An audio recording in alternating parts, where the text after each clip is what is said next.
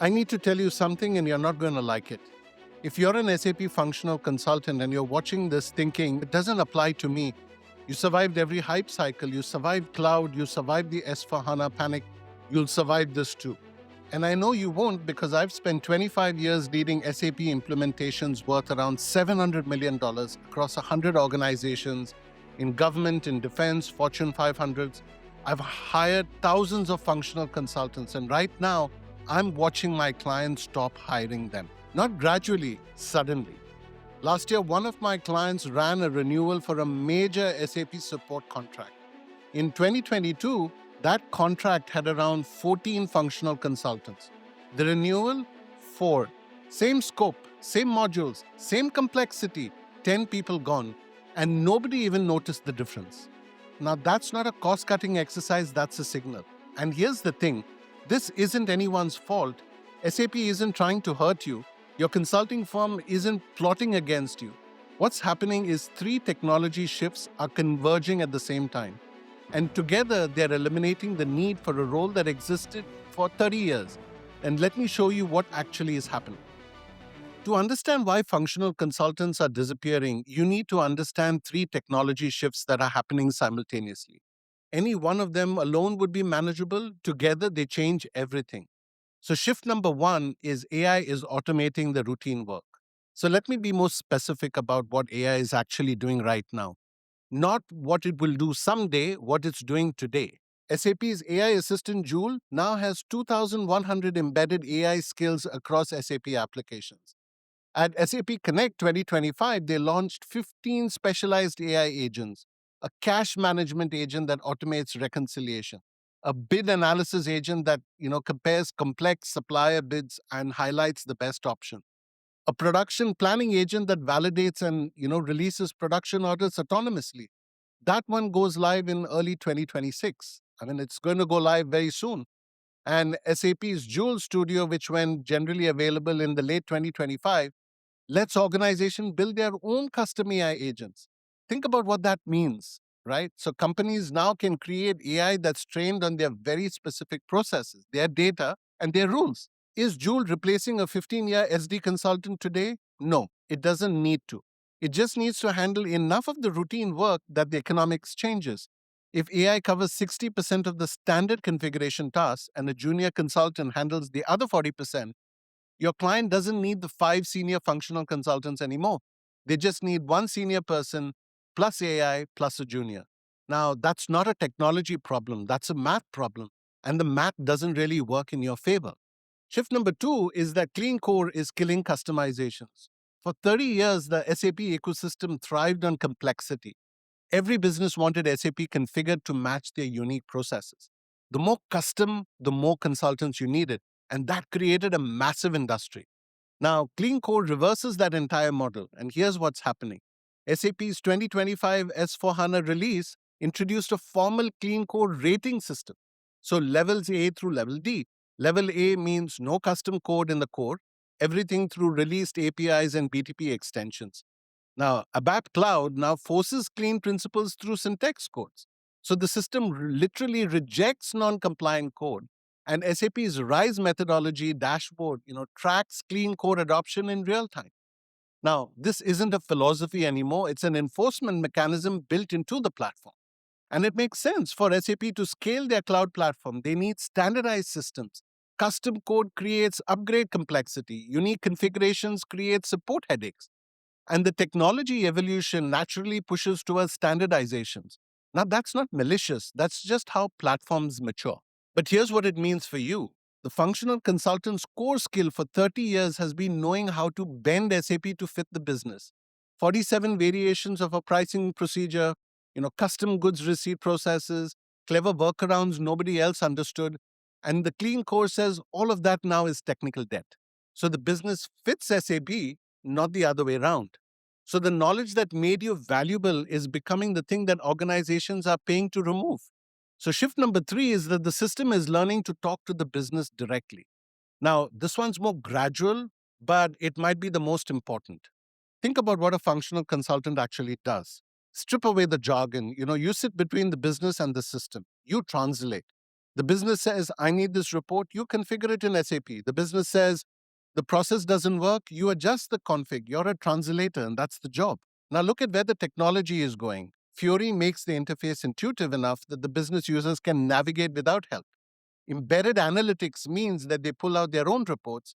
Joule answers questions in the natural language, and the self-service workflows lets non-technical users configure basic processes through guided steps. I'll be honest, today, right now, most business users still need help. Fury isn't perfect, the self-service vision isn't fully realized, but the trajectory is clear. Every SAP product release makes the system more accessible to people without SAP training, and every release chips away at the translator role. So you're not being replaced overnight, you're being replaced gradually enough that you don't notice it until it's too late. So, three shifts: AI automating the routine work, clean code killing the customization, and the system learning to speak business. Any one alone, you survive. All three at the same time, that's a different conversation. But here's the part that worries me the most. Most functional consultants I talk to have already, heard about all of these three shifts, and they've already convinced themselves that it doesn't matter. Let me show you why every one of those excuses is wrong. Excuse number one: AI cannot understand business processes the way I do. True today, but you're making the mistake every disruptive professional makes. You're comparing today's AI to your best self. That's not the way the comparison should work. The comparison that matters is today's AI versus the junior consultant your firm bills at $180 an hour. The one who graduated from an SAP academy 6 months ago and follows a configuration checklist. AI is already better than that person. And that person represents a huge portion of the functional consulting workforce. Now, AI doesn't need to replace the best consultant. It just needs to replace enough of them that the economics collapses. Excuse number two is clean code will never actually happen, and customers have too much of custom code. Now, I understand why people believe this. I've seen SAP landscapes with 10 million lines of, custom app. Going standard means, feels absurd.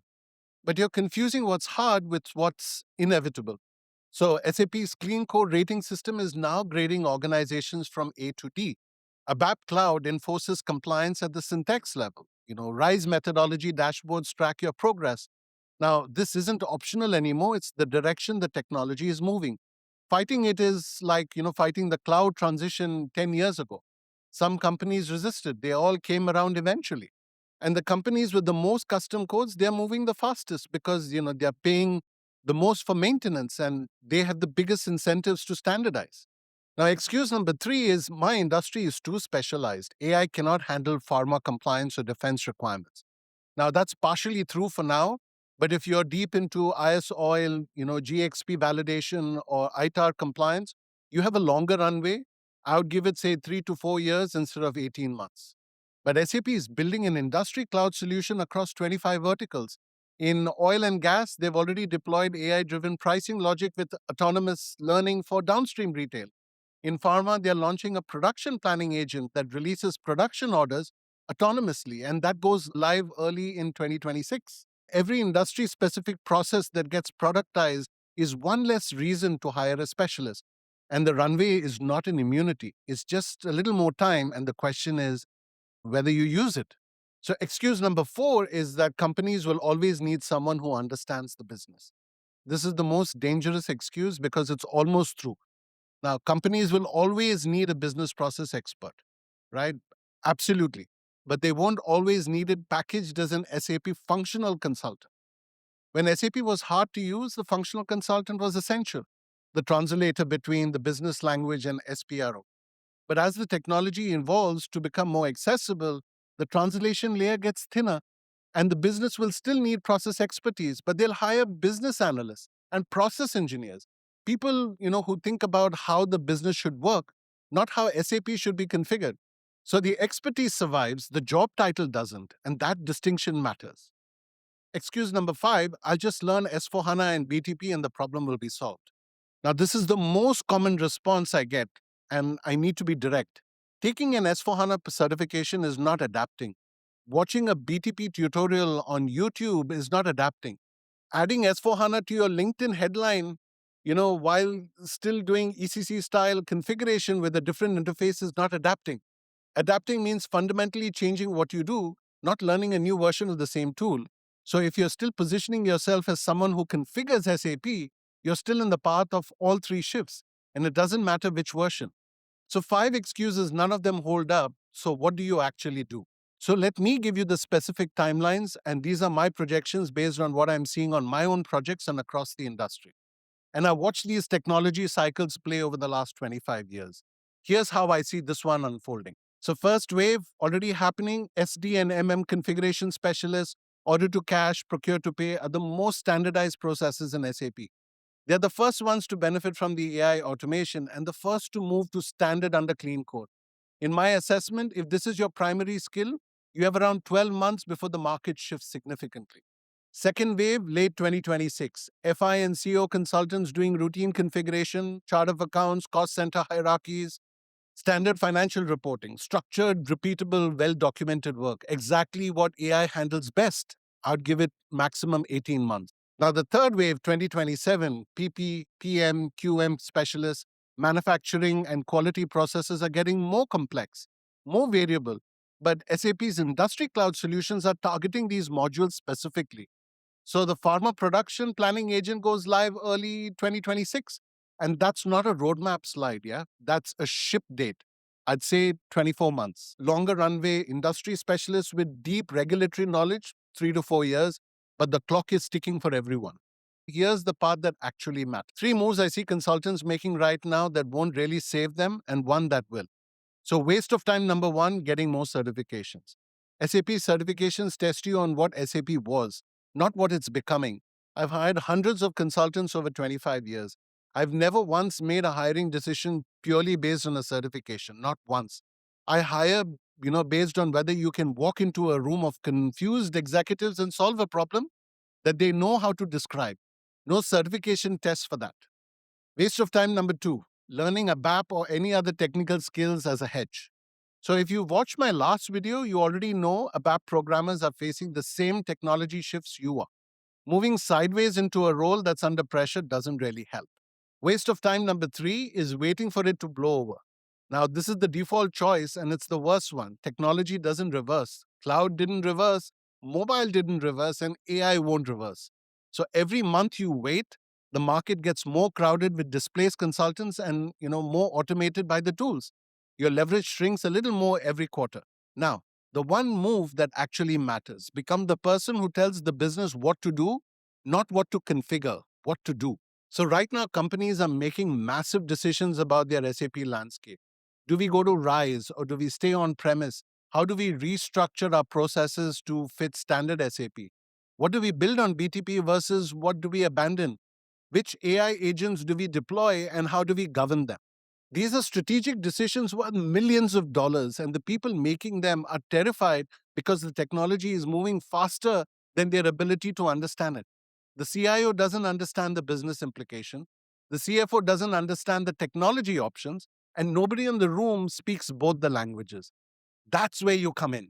You have 15 years of watching SAP implementations succeed and fail, and you know which business processes actually need to be custom and which ones are custom because someone's ego demanded it.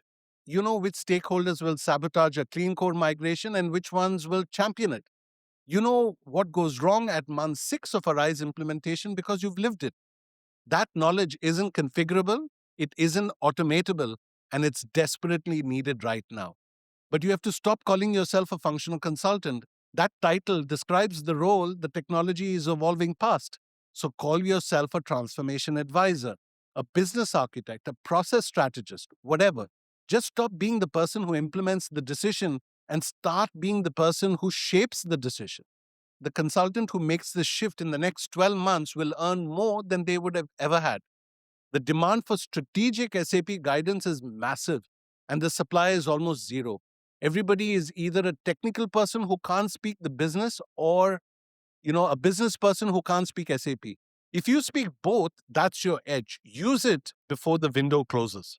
Now, I know this is a lot to take in, and some of you might disagree with my timelines. That's fair, but that's my opinion. Now, these are just my projection, but the direction is not debatable. AI, clean core, self-service are all moving in one direction. And the only question is speed. So if you're a functional consultant watching this, I want to hear from you. Drop a comment below. Tell me your module. Tell me how many years you've been doing this. And I'll tell you how exposed I think you are and what I'd do if I were in your position. If you're new here, I'm Noel Benjamin DeCosta, 25 years leading SAP transformation. I make these videos because I watched too many good consultants get caught off guard by shifts that they could have seen coming. Now, the goal isn't to scare you, it's to give you enough of time to move. So, in the next video, we're going to talk about what's happening to the SAP basis admin. The cloud is doing to them what AI and Clean Core are doing to you, and it's happening faster. So, if you like this video, share it with your colleagues and your friends because this situation is really getting out of hand. I want to help you. Subscribe to my channel, and I'll see you in the next one.